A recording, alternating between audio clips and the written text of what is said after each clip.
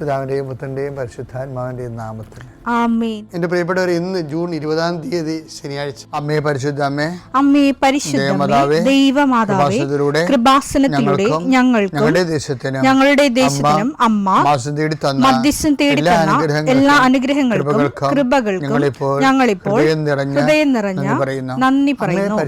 അമ്മേ പരിശുദ്ധമ്മേ, ദൈവമാതാവേ, 2004 ഡിസംബർ 7 ഉച്ചകഴിഞ്ഞ് 2:30 കൃപാസനത്തിൽ സംഭവിച്ച അമ്മയുടെ പ്രത്യക്ഷപ്പെടലിനെക്കുറിച്ച് തിരുസഭയ്ക്ക് സമർപ്പിച്ചിരിക്കുന്ന പഠനരേഖകളുടെ മേൽ സഭാത്മകമായ പഠനം ആരംഭിക്കുവാൻ ഞങ്ങൾ പ്രാർത്ഥിക്കുന്നു.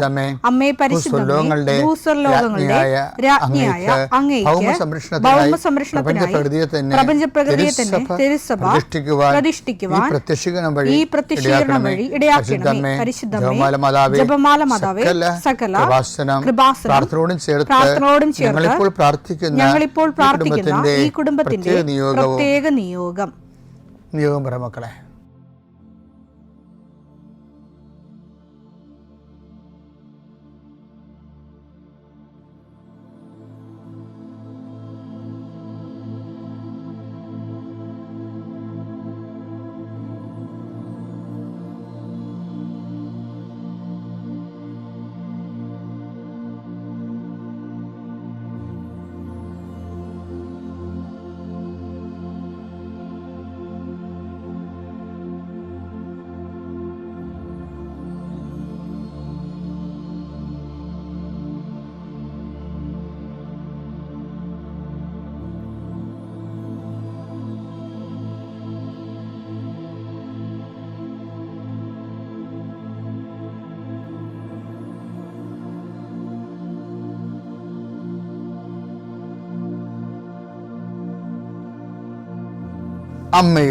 അമ്മയുടെ പ്രത്യക്ഷീകരണത്തിന്റെ ഈ അനുഗ്രഹവേളയിൽ ഞങ്ങൾക്ക് സാധിച്ചു തരുവാൻ കനിയണമേ. ആമേൻ. വിശ്വാസ പ്രമാണം.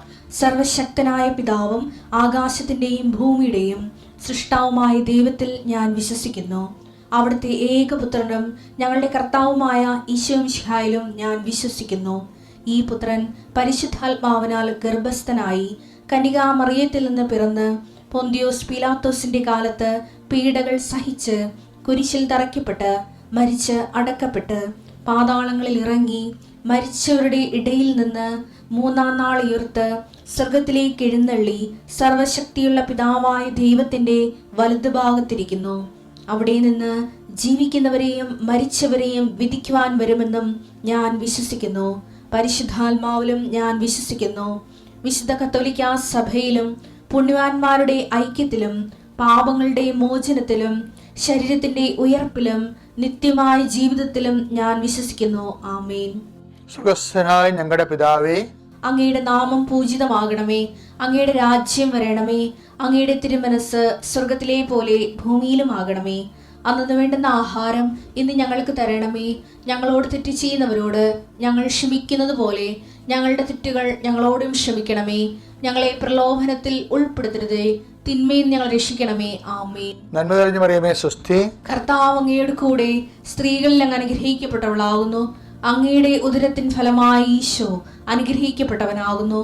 പരിശുദ്ധ മറിയമേ, തമ്പുരാന്റെ അമ്മേ, പാപികളായ ഞങ്ങൾക്ക് വേണ്ടി ഇപ്പോഴും ഞങ്ങളുടെ മരണസമയത്തും തമ്പുരാനോട് അപേക്ഷിക്കണമേ. ആമേൻ. കർത്താവേ, നിന്റെ ഉന്നതമായ നാമത്തിന് സ്തോത്രം ചെയ്യുന്നു. കർത്താവേ, നിന്റെ വിശുദ്ധ പൗരോഹിത്യത്തെ മഹത്വപ്പെടുത്തണം. കർത്താവെ, സഭയിലുള്ള സാന്നിധ്യം പ്രകടമാക്കണം. 40 വർഷം അർപ്പിച്ച കൃപയുടെ യുഗതിയായി കൃപാസ്ഥാനത്താരെ ജീവനോടെ പ്രത്യക്ഷപ്പെട്ട പരിശുദ്ധ അമ്മയുടെ മാധ്യസ്ഥത്തിലെ കർത്താവെ, ഈ ദിവസം വെളുപ്പാങ്കാലത്ത് എഴുന്നേറ്റിരുന്നത് കൂടുന്നവരുണ്ട്. സമയം രാവിലെ ഇപ്പോൾ കിട്ടാത്ത കാരണം പിന്നീട് കൂടുന്ന മക്കളുമുണ്ട്. ആരായാലും ശരി കർത്താവെ, അവരെ നീ ആശീർവദിക്കണം. ഇന്നത്തെ ദിവസം അവരുടെ അശ്രദ്ധ കൊണ്ടായിരിക്കും ചിലപ്പോൾ സമയത്ത് അവരത് ഓർത്ത് കാണത്തില്ലായിരിക്കും. പക്ഷെ അകപ്പെട്ടു പോയി. അങ്ങനെയുള്ളവരെ കർത്താവ് ശിക്ഷിക്കരുത്. മനുഷ്യൻ്റെ അകപ്പെട്ടു പോയ ഇടങ്ങൾ തോറ്റ് പരീക്ഷയുടെ പാതാളത്തിൽ പോയ ആൾക്കാരുണ്ട്. ഇൻ്റർവ്യൂവിന് തോറ്റ് വിസ പ്രോസസ്സിങ്ങിൽ പെട്ടുപോയവരുണ്ട്. അതിൻ്റെ ഒരു പാതാളം നിങ്ങളുടെ മുമ്പിലുണ്ട്.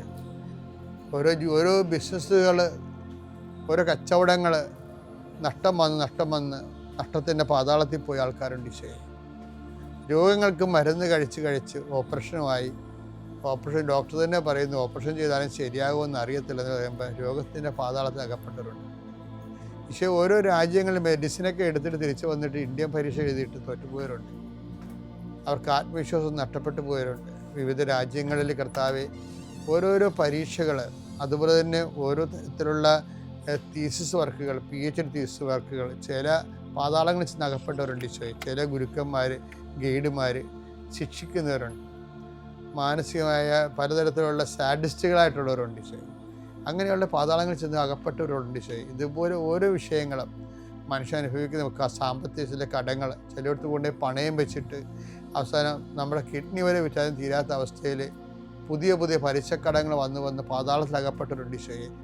അടക്കപ്പെട്ട പ്രതീക്ഷകളെ കർത്താവ് നിൻ്റെ പ്രകാശത്താൽ പുതിയ പ്രത്യാശ നൽകിക്കൊണ്ട് യേശു ക്രിസ്തുവിൻ്റെ നാമത്തിൽ എന്തെല്ലാം വിഷയത്തെ ദൈവവേദനെ നീ ഇന്ന് വേദനിക്കുന്നുണ്ടോ അതെല്ലാം കർത്താവിൻ്റെ നാമത്തിൽ നീങ്ങിപ്പോകട്ടെ എന്ന് ഈശോ നാമത്തിൽ കൽപ്പിക്കുന്നു.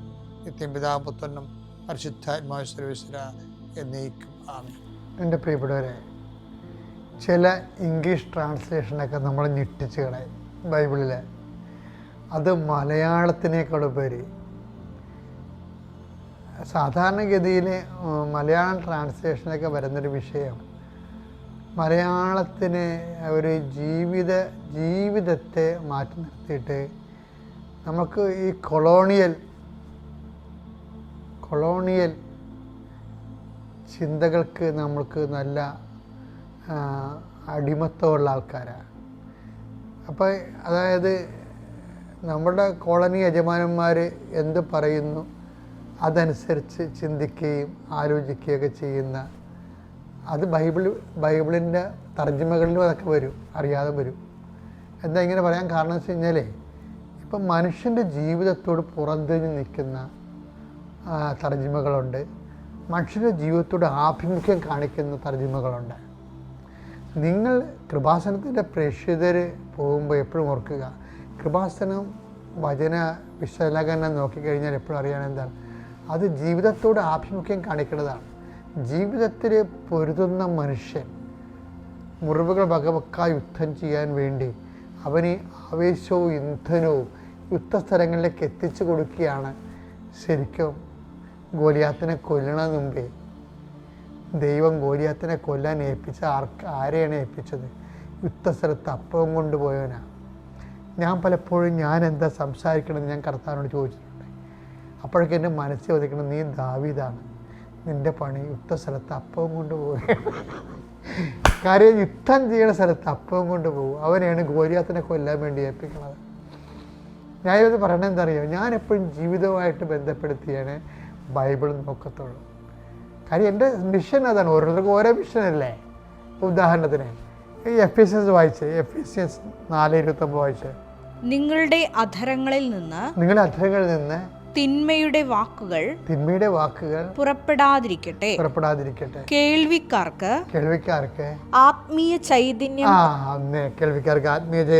പ്രദാനം ചെയ്യുന്നതിനായി അവരുടെ ഉന്നതിക്കുതകുന്ന വിധം നല്ല കാര്യങ്ങൾ സന്ദർഭമനുസരിച്ച് സംസാരിക്കുവിൻ. അവരുടെ കേൾവിക്കാരുടെ ഉന്നതിക്കുതകുന്ന വിധമായിരിക്കണം കർത്താവിൻ്റെ വചനവും. അല്ലെങ്കിൽ നിങ്ങളൊരാളെ കാണുമ്പോൾ അയാളെ സുവിശേഷത്തിലേക്ക് ക്ഷണിക്കുന്നതും കർത്താവിൻ്റെ വിശ്വാസം കൈമാറണതും കർത്താവിനെക്കുറിച്ച് പരിചയപ്പെടുത്തുന്നതും എല്ലാം അതിലെന്താണ്. പക്ഷെ അത് ഇംഗ്ലീഷ് തർജ്ജിമ എന്താണെന്ന് വെച്ചാൽ ഭയങ്കര രസമാണ്. അതായത് യൂസ് ഹെൽപ്ഫുൾ വേർഡ്സ് എന്തിനു വേണ്ടി? To building others up according to their needs എന്നാണ്. ഉന്നതി എന്നല്ല കിടക്കുന്നത്. ജനങ്ങളുടെ ആവശ്യങ്ങളെ നോക്കിയിട്ട് കർത്താവിൻ്റെ വചനം, ദൈവത്തിൻ്റെ വചനം അവർക്ക് പ്രയോജനകരമായ രീതിയിൽ അവർക്ക് പ്ലേസ് ചെയ്ത് കൊടുക്കും. അപ്പോൾ അത് വളരെ വിലപ്പെട്ട കാര്യമാണ്. അതുപോലെ തന്നെ ഇരിക്കണം നമ്മൾ പത്രം കൊണ്ട് പോകുമ്പോഴും അതുപോലെ തന്നെ ആൾക്കാരോട് സംസാരിക്കുമ്പോഴും അവരുടെ ആവശ്യം വിവേചിച്ചിട്ട് വേണം പ്രാർത്ഥിക്കുവാനോ ഉടമ്പടിയുടെ ഉപദേശങ്ങൾ നൽകുവാനും. കാര്യം ഇപ്പോൾ ഒത്തിരി പേര് ഉടമ്പടി ഒരു പുതിയ സബ്ജക്റ്റ് ആയത് കാരണം ആൾക്കാർക്ക് അറിയാൻ ഭയങ്കര ആഗ്രഹം ഉണ്ടാകും. അതുതന്നെയാണ് സുവിശേഷ വേലയുടെ ഏറ്റവും വലിയ ഒരു പ്ലസ് പോയിൻ്റ് എന്ന് പറഞ്ഞാൽ നമുക്ക് എളുപ്പമാണ് ആൾക്കാരിലേക്ക് കോണ്ടാക്ട് ചെയ്യാൻ. അപ്പോൾ കാര്യം അങ്ങനെ ചെയ്യുന്ന ആയിരങ്ങളുണ്ട് ശരിക്കും സുവിശേഷ വേല ചെയ്യുക. അപ്പോൾ ചെയ്യുമ്പോൾ ഓർത്തേക്കേണ്ട ഇതാണ്, മറ്റുള്ളവരുടെ നീഡ്സ്, അതായത് കർത്താവിൻ്റെ വചനത്തിലില്ലേ, help those who have all kind of troubles. അതായത് 2 കൊരിന്തോസ് 1:4 ദൈവം ഞങ്ങൾക്ക് നൽകുന്ന സാന്ത്വനത്താൽ ഓരോ തരത്തിലുള്ള വ്യതകൾ അനുഭവിക്കുന്നവരെ ആശ്വസിപ്പിക്കാൻ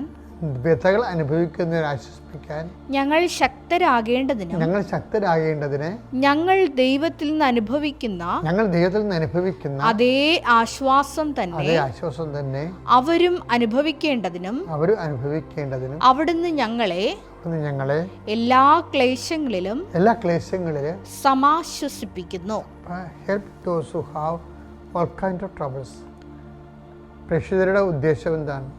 നിങ്ങളെ ഉടമ്പടിയെ നിങ്ങളുടെ അതാത് ദിവസത്തുള്ള ആവശ്യങ്ങൾക്ക് വേണ്ടി മാത്രമല്ലാതെ help those who have all kind of troubles, മറ്റുള്ളവരുടെ ട്രബിൾസ് എന്താണെന്ന് മനസ്സിലാക്കിയിട്ട് അതിന് പ്രാർത്ഥന വാഗ്ദാനം ചെയ്യുകയോ നമുക്ക് കൊണ്ടുപോകുന്ന ഉപദേശങ്ങളും നിർദ്ദേശങ്ങളും നൽകുകയോ ചെയ്തുകൊണ്ട് അവരെ ആ വിഷയത്തെ അഡ്രസ്സ് ചെയ്യണം. എന്തിന്? ദൈവനാമത്തിൽ. അപ്പോൾ നമ്മൾ ദൈവനാമത്തിലാണ് ചെയ്യണമെന്നുണ്ടെങ്കിൽ പിന്നെ നമ്മൾ പറയുന്ന ഉപദേശം പോലും ഫലിപ്പിക്കുന്നത് ആരാ? ദൈവമാണ്. അയ്യോ ഞാനെന്ത് പറയാനാണെന്നല്ല, എന്നിലൂടെ കർത്താവ് എന്ത് പറയും. അപ്പം നമ്മൾ പറയണത് നീ കർത്താവിൻ്റെ കൃപയിൽ ആശ്രയിച്ചാണ് പറയണമെന്നുണ്ടെങ്കിൽ അത് അവർക്കത് പ്രയോജനമായിട്ട് മാറും. ഇതിനകത്ത് എന്താ കാര്യത്തിൽ നമ്മൾ ബുദ്ധിപരമായിട്ട് ഒരാളോട് സംസാരിച്ച് അയാൾക്ക് ആശ്വാസം ഉണ്ടാകണമല്ല വിഷയം. നമ്മളോട് സംസാരിച്ച് തീരുമ്പോൾ നമ്മൾ പറയുന്നതിൻ്റെ അകത്ത് വലിയ കഴമ്പോ കാമ്പോ ഇല്ലെങ്കിൽ പോലും അവർക്കൊരു ആന്തരിക ശക്തി ലഭിക്കും. അതാര് കൊടുക്കുന്നതാണ്? ദൈവം കൊടുക്കുന്നതാണ്. പിതാവിൻ്റെയും പുത്രൻ്റെയും പരിശുദ്ധാത്മാവിൻ്റെയും നാമം.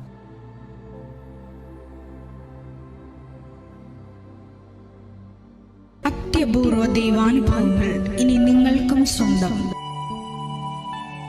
ഈ യൂട്യൂബ് ചാനൽ ഇതുവരെ സബ്സ്ക്രൈബ് ചെയ്തിട്ടില്ലെങ്കിൽ ഇപ്പോൾ തന്നെ സബ്സ്ക്രൈബ് ചെയ്യുക. ഈ വീഡിയോ ഇപ്പോൾ തന്നെ നിങ്ങളുടെ സുഹൃത്തുക്കൾക്ക് ഷെയർ ചെയ്തുകൊണ്ട് കർത്താവിൻ്റെ പ്രേക്ഷിതരാകുക.